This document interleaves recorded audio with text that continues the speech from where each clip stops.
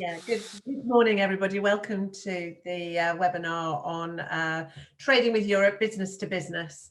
Brexit has been not at the forefront of a lot of people's minds with COVID, but as we come out of COVID and into recovery, we don't really want the trade deal or exiting the EU to hinder our growth going forward. So what we have today is we have it specifically on business to business because they are unique and different to, say, business to consumer and other types of businesses. So we have with us Grant Thornton today, and leading on behalf of Grant Thornton is Tom Rathborne, who is the Political and Economic Affairs Lead and all things Brexit. I won't use what you told me earlier, Tom, that's fine.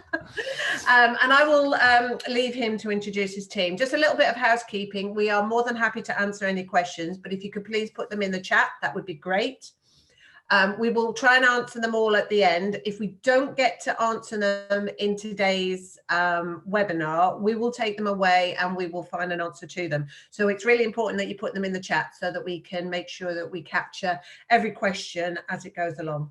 So what I'll do is I will hand over to Tom, and he can take it from there.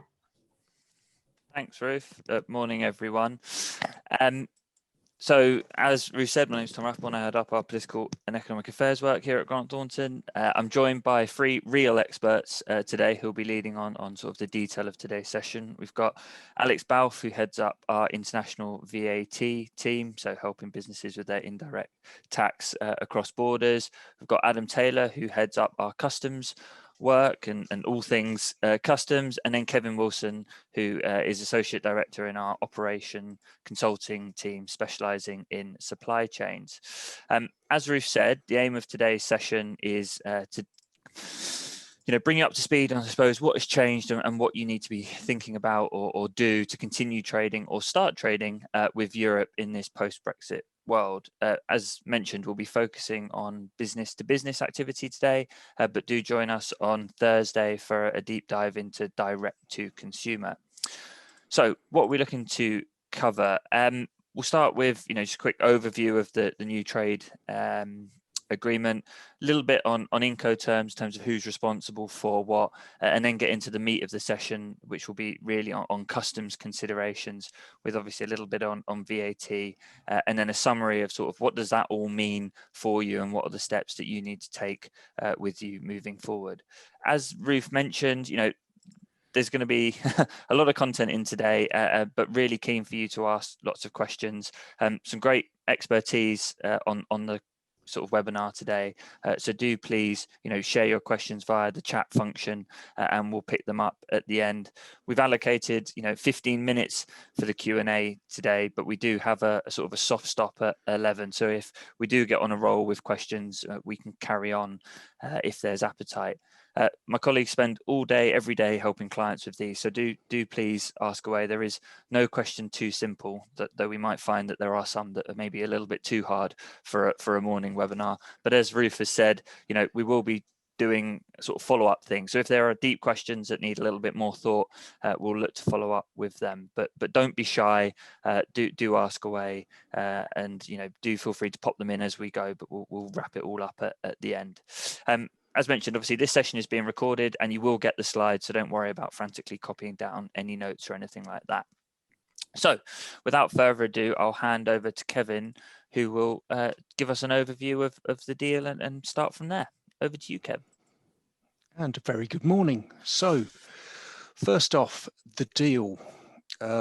We've got a trade and cooperation agreement. It's often been spoken about in terms of a free trade deal, but it's not as free and as frictionless as many people have originally envisaged. So when we compare what we have now with what we used to have, just look at the magnitude of this shift. It's a much more detached relation. Well, I say much more, it is a more detached relationship than Norway or Turkey. And whilst there is tariff-free access to goods, this is not without technical barriers and customs administration. There are hoops that we have to go through in order to gain that sort of free trade, and there are restrictions to it as well. If we can move on to the next one, please, Tom. So just in summary, we have UK goods no longer benefit from the free movement of goods. So that is the sort of frictionless movement. But what we do have is zero tariffs and or quotas on goods that qualify. And Adam is going to be picking up some of the detail of that a little bit later on.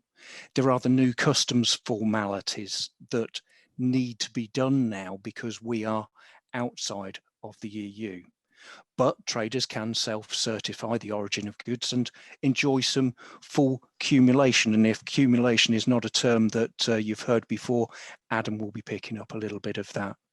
Moving on, VAT and tariffs are applicable for some goods.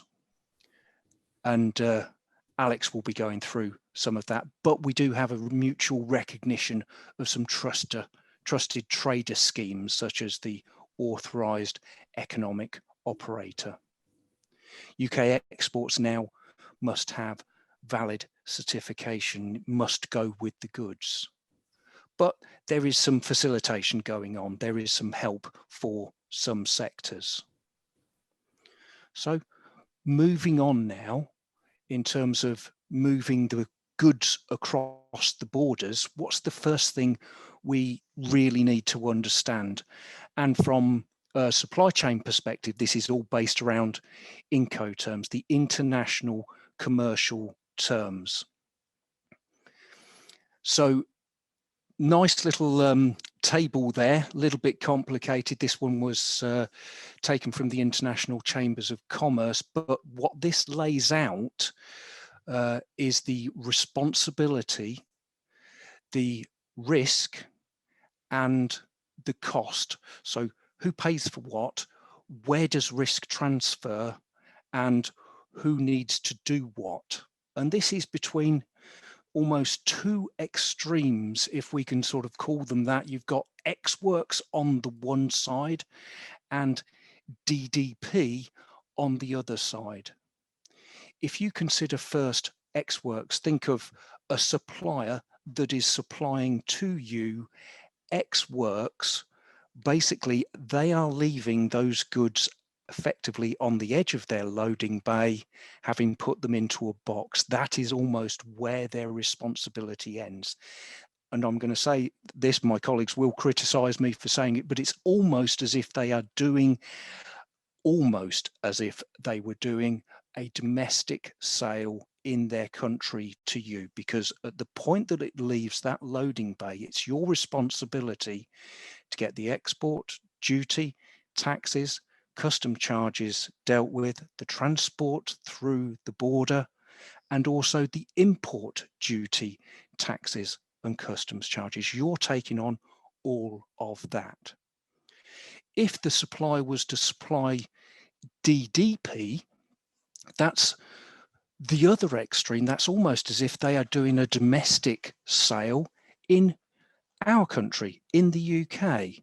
So they are taking all of the responsibility for packaging, transport, duties, both export and import. Now, of course, there are subtle vagaries within that, you know, specifically on Ex Works, it's not ideal. So what we will tend to find is that most of the terms that you will have with your suppliers, or indeed with your businesses in Europe, will be in that sort of grey area in between. We see a lot of clients of ours using FCA and DAP, that is free carrier at place and delivery or delivered at place. And that shifts the export duty, taxes and customs clearance. You can see there that actually it becomes the seller responsibility under FCA to do the customs declarations at export, but it's your responsibility to do them at import. So this is very much, you need to understand what is it, who does what, who pays for what, who takes on the risk, and at what point does that transfer. So now moving on with this, we need to move on to the customs considerations of what we actually need to do, and I'll hand over to Adam now to take you through some of that detail. Thank you, Kevin. Morning, everyone. The difference between the free trade agreement, the TCA, has been outlined by Tom, and the previous relationship, which was a customs union, is that customs declarations now need to be made at import and export. And we consider there's 4 pillars that need to be focused on to gain that customs compliance. And what we're going to do over the following slides is work through those pillars of customs compliance, some in a little detail, and one in particular, origin, in quite some detail. We're going to focus on origin because origin of a product is the particular driver of whether something qualifies under the free trade agreement between the UK and the EU, or if it doesn't qualify. Next slide, please. So we'll start by looking at classification. Classification, otherwise known as a commodity code. And these are published online in a tariff, and each country has its own online tariff where a 10-digit code is allotted to a particular product that confirms its objective characteristics and determines things like duty rates, licensing requirements, whether goods are embargoed, any quotas that exist. And it's a legal requirement on a customs declaration to firstly state and state correctly a valid commodity code. There's about 16,000 commodity codes to choose from. And if you're not sure of a particular commodity code for your product, you can apply to HMRC for a thing called an advanced tariff ruling. And that gives certainty for 3 years on the correct commodity code to use. And the process to follow there is, it's an online application. You write to them to confirm what you believe the correct code to be, and they will write back to either confirm your coding or offer an alternative code, and that is binding on you and them and should be used on all declarations for those goods. Next slide, please, Tom. Classification is fairly straightforward, where we are classifying things that are fairly simple in nature. Something like a porcelain cup is quite easy to classify. Something like a bicycle is generally fairly easy to classify, but there are some products and some issues that arise in classification that warrant further consideration. And where we may see some of these things is in items such as multifunctionary products. Now, there was a case some time ago about a PlayStation 2 and whether it was a games console or a DVD player. And what we're looking at here is what's the key component or what's the key functionality that drives the essential character of the product. And actually, there are some rules called the general interpretive rules, 6 particular rules that must be used to classify a product correctly. And they talk about things like packaging, function. They talk in detail about where the tariff function sits and how that must be interpreted. And it's key we get these right because commodity codes drive duty rates. And if you are costing a particular product at import or trying to work out if an export license is needed for a product, then it's absolutely vital you identify the correct commodity code. And if you're going to use any custom special procedures, things like customs warehousing or inward processing relief or outward processing relief, then as part of the application process to HMRC, it's a requirement that you provide the commodity codes that you wish to be authorized. And use of a code for which you're not authorized would usually lose you that particular relief. Next slide, please, Tom. And here's just an example of how I think interesting, but how complex it can actually be. And this is, some of you with younger children or grandchildren may recognize this. This is called a grow bag, and it's an article that has a zip up around the bottom and the side and popper studs over the shoulders. And this went all the way to the European Courts of Justice. And the question put to the court was, is this a sleeping bag with a commodity code starting 9404? and a tariff of 3.7%? Or is it a baby's garment starting 611 with a tariff of 12%? And the court ruled this was a baby's garment, and it did that based on the objective characteristics. And the key objective characteristics for the court were the poppers over the shoulder and the arm and the sleeve holes for arms, and those were more indicative of a garment than a sleeping bag, and therefore a 12% tariff was payable. That's all I'm really going to say on classification. We'll move on next, please, Tom, to valuation. Now, we've determined the commodity code for our goods. We found the duty rate. And because that's almost always a percentage, we need a value to apply that percentage to. And that's what's called the customs value. And there are quite strict hierarchical rules on how customs valuation is determined. And with the exception of methods 4 and 5, cost plus and sales minus, they must be used in hierarchical order. And the value you're most likely to see is a transaction value, and that's what's defined as the price paid or payable when the goods are sold for export to the territory. And if there is no transaction, then other methods need to be used. And there are some quite strict rules in terms of things like identical or similar goods, in that if you're going to apply those methodologies, then they need to be applied to goods that are sold at or about the same time, to the same destination, at the same commercial level, i.e.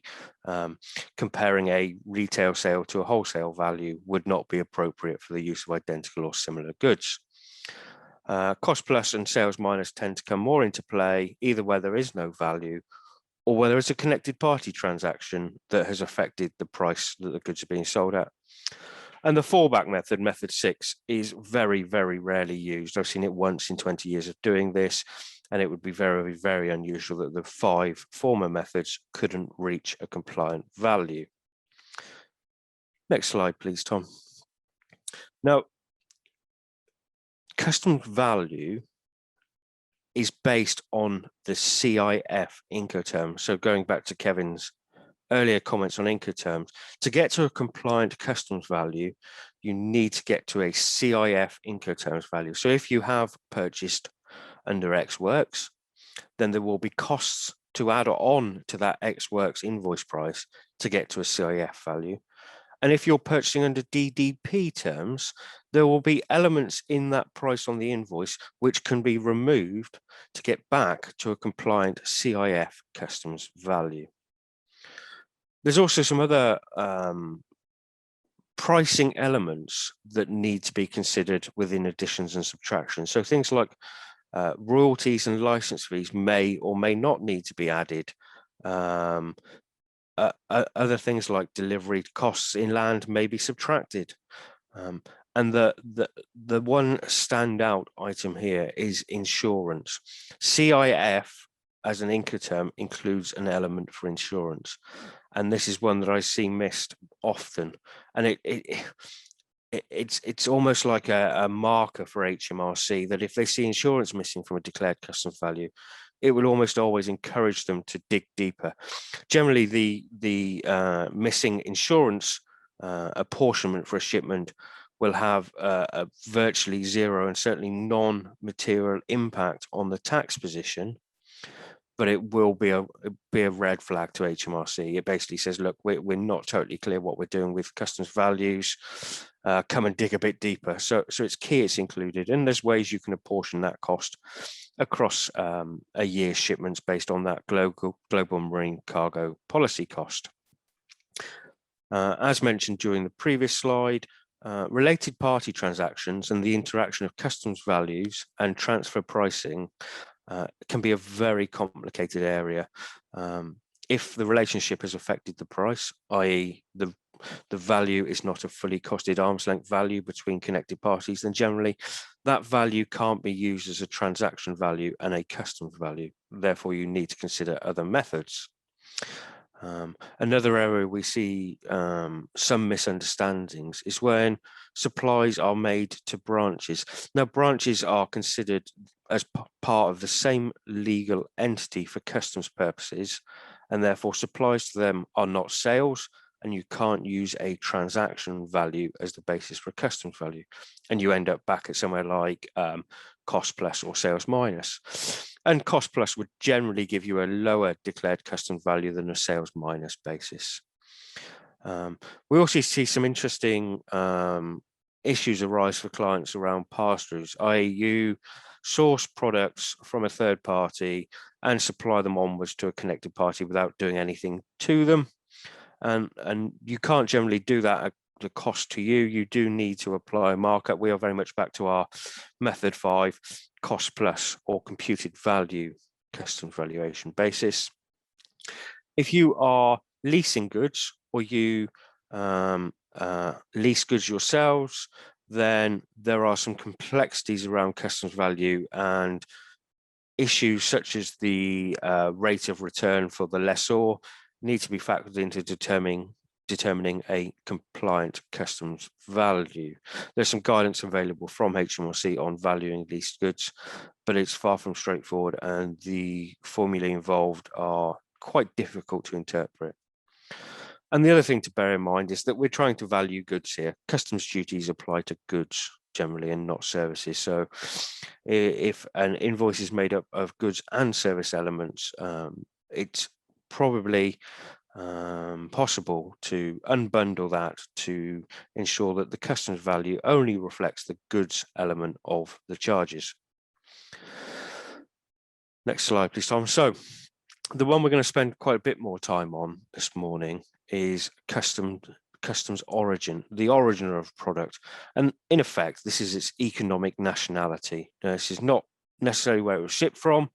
This is where it last underwent significant processing or underwent sufficient transformation. If I bring in a set of furniture from China to the UK and then sell it to France without having done anything to it, it's still a Chinese origin set of furniture when I sell it from the UK. It does not gain UK origin purely by having been brought into and shipped from the UK. An origin falls into 3 categories. There's wholly produced products, and these are products from only one country that are either grown or mined raw materials or reared in sense of animals or fish caught in the territorial waters. For goods that undergo a production process, there are 2 other types of origin that must be applied, and the rules for these can be identified in the UK-EU Brexit deal. The first is a change of tariff heading. Now, the tariff heading is the first 4 digits of the commodity code. And if you identify that, you will then find the rule to apply in the deal. And a change of tariff heading means that the first 4 digits of your processed product are different from the first 4 digits of the raw materials that went into making that product. And the third type of rule we see for origin is about values, and it may say something like max 50% non-originating material X works. So what that means is that when you look at your X works pricing of a product, no more than 50% of that price should be made up of materials that didn't originate in the UK. And for other very specialist products such as chemicals, there may be other product-specific requirements, but these would generally be a combination of the CTH and the maximum value criteria. Next slide, please. So identifying the origin, and what I would say from the outset is that the TCA contains some very specific rules for things like electric cars, textiles, and garments. But the key steps are you need to identify your commodity code of your finished product, identify the rule to apply in the TCA. If the TCA offers you more than one rule, more than one origin rule for your product, then you get to choose. And as long as you meet one of them, then your goods will be UK origin. And overarching that is the concept of insufficient production, which we're going to cover in the next slide. Now, what the origin rules in the agreement say is if you are doing a minimal process, i.e. insufficient production, simple operations such as mixing, labeling, screening, diluting, nothing too complicated, then generally, even if you meet the rule of origin, your product won't be UK origin because it's only a minimal process, i.e. you need to do more than that minimal process to confer origin, even if you meet the stated rule. And one interesting aspect of the agreement to look out for is that actually operations shall be considered simple if neither special skills nor machines, apparatus or equipment, especially produced or installed, are needed for carrying out those operations. And I've had this with a company that provides a spray lubricant, and the question was, is the simple filling of an aerosol sufficient to be more than insufficient production? And actually it was this middle comment that gained us comfort that that process of filling an aerosol is more than a minimal process because it does require special skills, apparatus and equipment. And if you're in doubt, then like with the classification, you're able to apply to HMRC for an advanced origin ruling. And this is what used to be known as a binding origin information ruling before we left the EU. So let's now look at the steps to go through to confirm origin. First step, is the process more than a minimal process? If the answer is no, you're merely relabeling a product you bring in from China and then selling to the EU. That's not more than a minimal process. And even if you met a value test, so let's say you uplifted the value by 100%, if you've only labeled the product, it's never going to be UK origin. You just aren't doing enough. You're doing more than a minimal process. You then need to identify the relevant rule in the TCA and apply those criteria to your product. Next slide, please, Tom. So, as Kevin mentioned earlier, there is also the concept of cumulation and bilateral cumulation in particular within the agreement.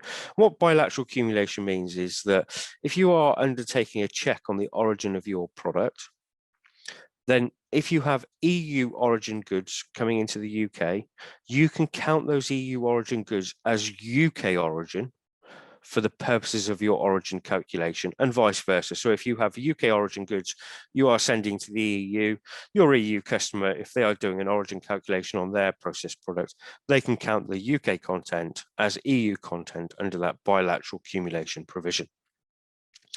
So we've confirmed that our product is UK origin or EU origin, depending which way we're moving. We then need to consider the evidence required. And the first evidence to obtain is a long-term supplier declaration. Your supplier writes on company-headed paper, we confirm the following products are of EU preferential origin for the following time period. And you can then rely on that declaration for your onward calculations of origin. And the second thing we advise is that the exporter also includes an invoice declaration, and there is some specific wording in the agreement that should be used. This is because whilst there may be a long-term supply declaration, that isn't available to the freight forwarder making the declaration, but the invoice declaration is. So we would suggest that the invoice declaration is included as well. And there's a slight difference in the agreement in terms of this evidence piece. If you're sending goods from the UK to the EU, you can quote your EORI number as your exporter reference number. Whereas if the goods are moving from the EU to the UK, a registered exporter number is required in the EU. Next slide, please, Tom. The preference is claimed at import by the freight forwarder. In box 36 of the declaration, they would insert code 300. And if you don't have the evidence from your supplier that the goods qualify, but you are confident that the goods do qualify, you can use importer's knowledge to make that claim. However, there's an obvious risk there, and that's probably more appropriate for connected party transactions where you are able to go back and gather the evidence if you needed to. Next slide, please, Tom. So some early pitfalls we've seen. And some of you may have seen the Percy pig problem. And this is EU origin goods coming to the UK and then going back to the EU. And usually this is continental Europe, UK, Republic of Ireland. Goods lose their EU preferential status on export from the EU to the UK, and therefore when they return to the EU, there are tariffs on that second leg. Now, discussions are ongoing on trying to mitigate that, and there are some clear ways to do that, and there are some more contentious suggestions being worked through with the European Commission. The second thing we've seen is non-EU goods coming into the UK and then onto the EU. And what you end up there with is double duties on import into the UK and the EU. And again, there are some mitigations available. The TCA does not cover diagonal accumulation in that the accumulation provisions only work between the UK and the EU, whereas other agreements the EU and UK have, for example, with Switzerland and Israel, may allow diagonal accumulation. So, for example, in the UK-Switzerland agreement, you can count EU content as UK content. The key is that you look at the agreement between the last two parties in the supply chain. So in that case, UK and Switzerland.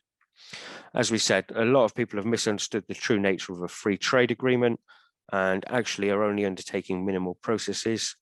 And therefore, when they apply the rules of origin, whilst the rules seem to suggest their goods qualify, the stipulation that more than a minimal process is applied is causing their products not to actually have origin conferred on them. Next slide, please, Tom. So you brought your goods in, you need to pay the tax, the customs duty, and the way to do that is either through a bank transfer or through a duty deferment account. And you can apply for a duty deferment account with HMRC. You can now do it without providing a guarantee potentially. And what happens is the amounts that you defer against that account that's quoted on the customs declaration is taken by direct debit on the 15th of the month following the month of import. And you will be sent weekly deferment schedules from HMRC confirming how much duty you have deferred at import. My colleague Alex will go on to talk about postponed VAT accounting in a short while, but that's a cash flow benefit for importers. Next slide, please, Tom. So if you do have tariffs to pay in the UK, there are a range of potential special procedures that you may consider. Inward processing relief, if you're bringing goods into the UK to process them and re-export them. Inward processing relief allows the VAT and the customs duty to be suspended at import and never becomes payable if you re-export them. Outward processing relief is the opposite. So if you're using UK raw materials and sending them overseas for cheaper labour cost processing and then bringing them back in, you only need pay on the processing cost at re-import. Customs warehouses, or bonded warehouses, as you may have heard of them, allow tariffs to be suspended whilst goods are held in bond, and no tariffs are due until those goods are released from bond. And if you're bringing goods into a territory for a temporary admission reason, so things like auctions for professional tools or sports equipment or things like that, there are temporary admission procedures available. And these reliefs are available in the UK and the EU, depending where you are established. So the documents that you should probably be holding on file are the C88, which is the customs declaration itself, available from your freight forwarder. For imports, that will come with an E2 print, which is the tax summary, which showed how much tax has been paid. I would also keep in that bundle an invoice, a packing list, airworthiness certificates if they're available, or other such regulatory forms, transport documents. And for HMRC audit purposes, there was a requirement those documents are accessible. So that may be that they're kept in hard copy, or they can be kept on the cloud. But if HMRC writes you to ask to look at them, they should be readily accessible. And the export documentation is broadly similar. You may also include a preference certificate if you're stating your goods are of UK preferential origin. The customs declaration has about 60 boxes, which can be quite intimidating. But what I would suggest is these are the key details that should be checked on a customs declaration and can be done fairly quickly. Key ones, obviously, commodity code, country of origin, procedure code, calculation of taxes. The difficulty sometimes is actually getting a copy of those declarations from the freight forwarder, but it is key that you do obtain a copy. Next slide, please, Tom. And as mentioned by Kevin earlier, authorised economic operator is a supply chain accreditation. In effect, it says that we, as a business, operate a sound system of customs procedures and processes and controls in the safety and security sphere. Now, what the TCA does do is offer mutual recognition of AEO in the UK and the EU. And if you're in a highly regulated business, it may be something you wish to consider. I think at this point, I'm going to hand over to my colleague, Alex, who's going to talk through some of the VAT implications.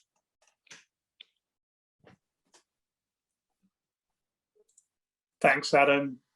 Hi, everyone. I'm Alex Wolf. So yeah, I'm going to talk about now the high-level VAT implications of Brexit, what the key issues for businesses to consider, and the main changes from a reporting perspective. So one of the big changes HMRC put in place from the 1st of January was what we call postponed VAT accounting. So pre-Brexit, whenever goods were imported into the UK from outside of the EU, import VAT was chargeable and had to be physically paid in cash at the border before those goods were released. So if you imported goods, your freight agent would generally pay that on your behalf together with any duty.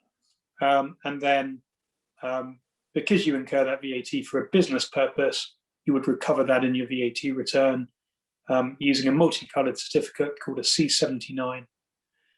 But from the 1st of January, in order to improve cash flow for businesses importing, because suddenly all imports of goods from the EU become general imports subject to import VAT, HMRC have said any UK VAT registered business can defer paying import VAT at the border merely by providing their VAT number, their UK EORI number, and on the import declaration stating that you want to defer paying the VAT. So as long as that is declared correctly, there's no import VAT physically required to be paid at the time of import, and instead that VAT is merely entered in the VAT return as a reverse charge, an in and out, box 1, box 4, a nil net effect, a wash, and no physical payment needs to be made. There is no requirement to get approval from HMRC to use this postponed import VAT accounting. But in order to receive the postponed import VAT statement, which is issued monthly from HMRC, businesses do need to sign up to the Customs Declaration Service, the CDS. This can be done via the Government Gateway account, the online account you have with HMRC to file VAT returns and access other tax information. And the sign-up process is relatively straightforward and simple. Once you're signed up, you'll be able to download the previous month's VAT import VAT statement. That can be downloaded as a PDF. That should then be retained on file, and the figures on that statement should be used as the basis of the reverse charge in your VAT return. Next slide, please.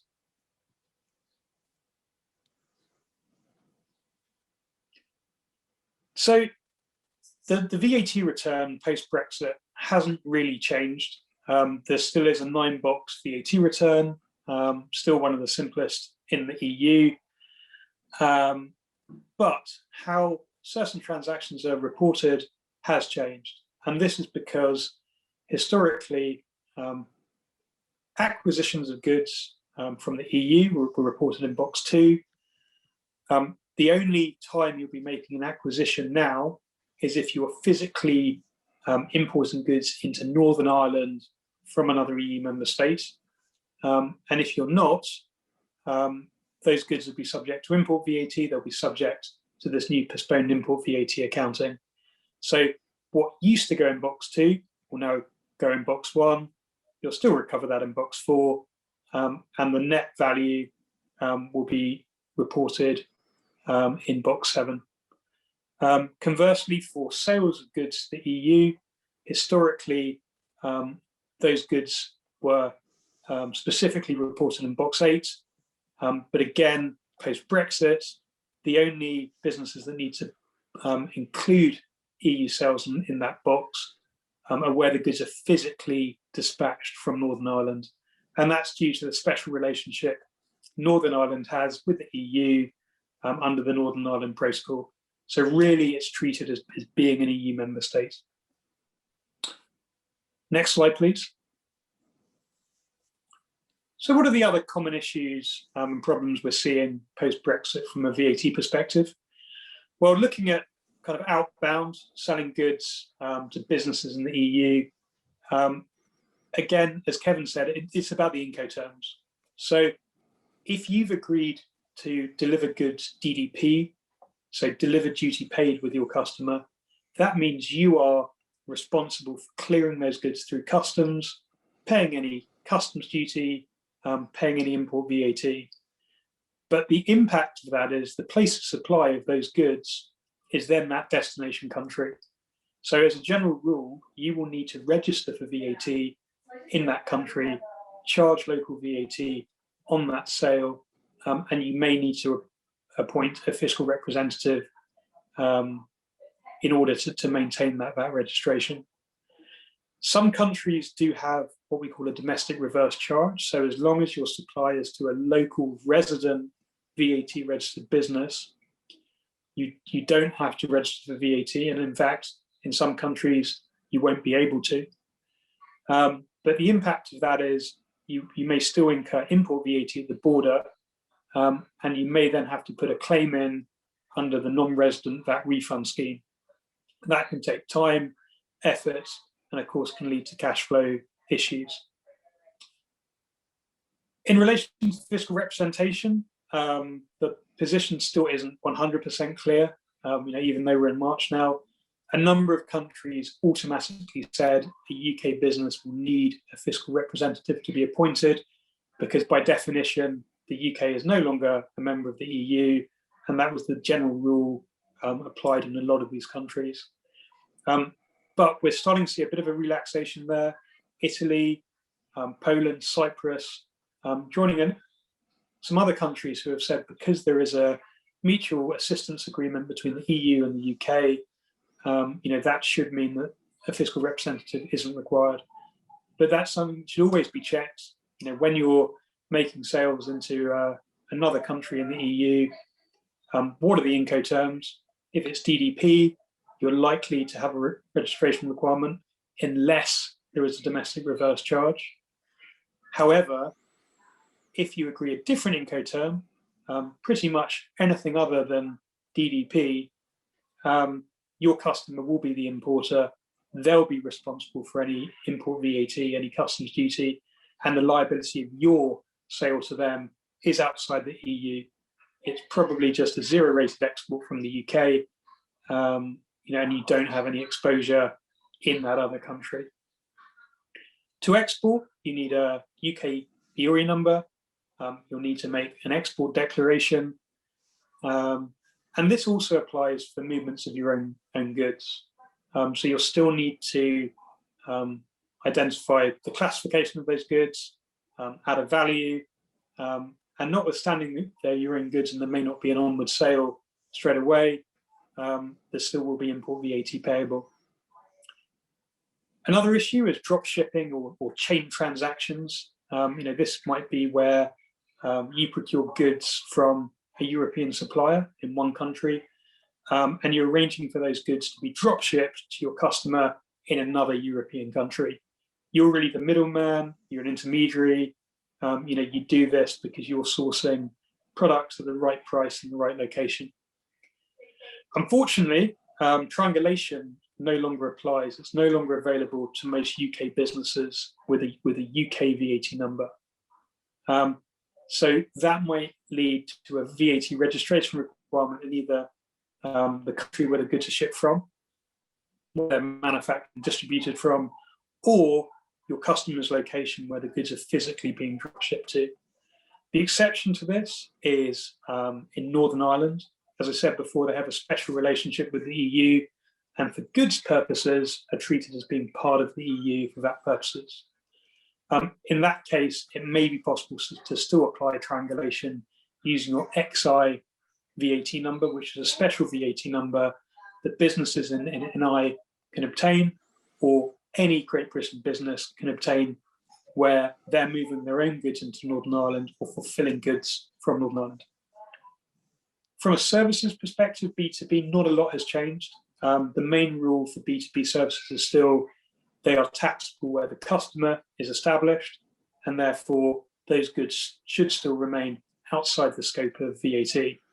The good news is there's no longer an EC sales list requirement from the UK. That filing requirement has disappeared. The only businesses that would need to complete that is if the supplies of goods fulfilled from a Northern Ireland location to the EU. And then conversely, looking at services coming into the UK, again, on the EU side, most of those services should still be outside the scope of EU VAT, subject to the reverse charge in the UK. And just a reminder, the reverse charge applies to virtually all services with a place of supply in the UK when imported from outside of the UK. So it's been a bit of a myth that it's only services from EU suppliers that are subject to the reverse charge and where they write the reverse charge narrative on the invoice. Really, a UK business has an obligation to account for the reverse charge on any services following the general rule when provided by a non-UK vendor. Next slide, please. Right, I'm going to now hand back to Kev, just to summarise, what does this all mean? Thank you. Right, so in summary, we have this new trade agreement. If you take you back to the beginning, from your Incoterms, we can determine who's responsible for doing what, whether that's supplies in from the EU or sales going out. So we can use those terms to understand who's responsible for what, who picks up what cost, who picks up what risk. From what we've got with the 4 pillars of customs, we understand from the commodity code, the valuation, the origin, and the procedures what we now must do. And also following on from Alex's VAT requirements as well. So now we need to understand what that financial impact, what is the cost of tariffs, and to do those customs declarations. I'm sure that people are aware that actually the cost of transporting goods has increased. So now, how much does it cost to get it to your customers? Or indeed, if you're importing, how much does it cost to get it from your suppliers? So with that financial impact, how much will your profit in your business be affected? And once we have that model, what does your business model and what does your supply chain now look like? Does it still work for you? Does trading in Europe still work for you? Do you need to change the terms? Should you look at changing the terms? Does this change the way that you operate? And let's think about some of those mitigation strategies. So avoiding those double tariff hits, is there something that you can do, be it inward processing relief, be it customs warehousing?